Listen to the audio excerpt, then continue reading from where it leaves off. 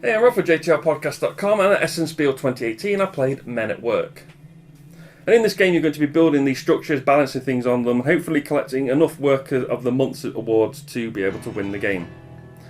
And so what happens is you start with a triangle of interlaced beams, and you have 3 for beginners, and it gets more difficult, the different setups you can have for advanced and experts, and everybody gets 3 safety certificates. And on your turn you flip the card and do what it says. The front of the card will present you with 2 options. The back of the card, which is obviously on top of the deck, will tell you which option to take and which colour to use.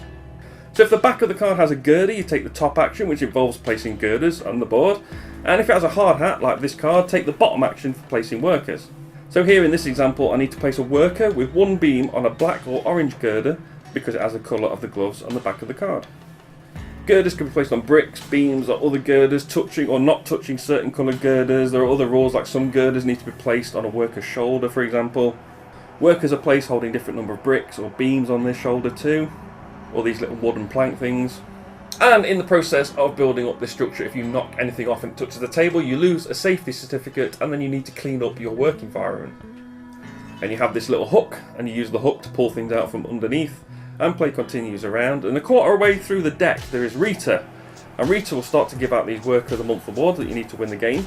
If you place a thing, whatever that thing is, whether it's a beam or a worker or anything, and it's the highest thing in the construction area, you get a Worker of the Month award, and the first player to collect 3 to 5 of those, depending on the player count, will win the game.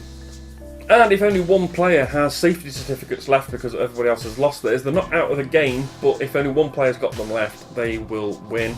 And if all the players happen to work together to create this massive structure where everything in the box, all the beams, all the workers, all the bricks, etc. have been placed into the play area, the player with the most total of Worker of the Month and safety certificates will win.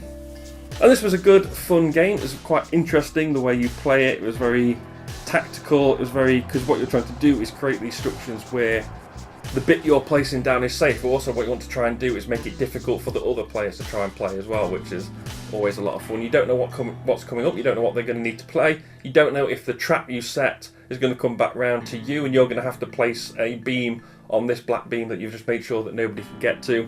So you don't know about that. Trying to build up to get the Worker of the Month is very difficult as well, because obviously the higher you build, the more unsteady it is as the beams are going up and they're resting on different things. It gets a bit more unsteady, and it's a lot of fun trying to balance everything to get up high enough to be able to get one of these Worker of the Month certificates, which actually is quite difficult.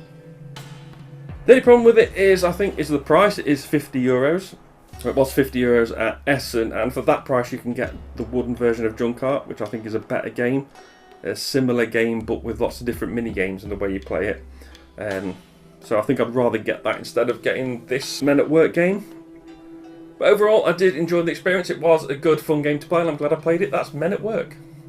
Remember to like, share and subscribe. You can follow me on Twitter at JTRPodcast to find the blog and all the links to my social profiles at JTRPodcast.com. I've been Rob, aka Jesta ThaRogue, and I'll see you soon.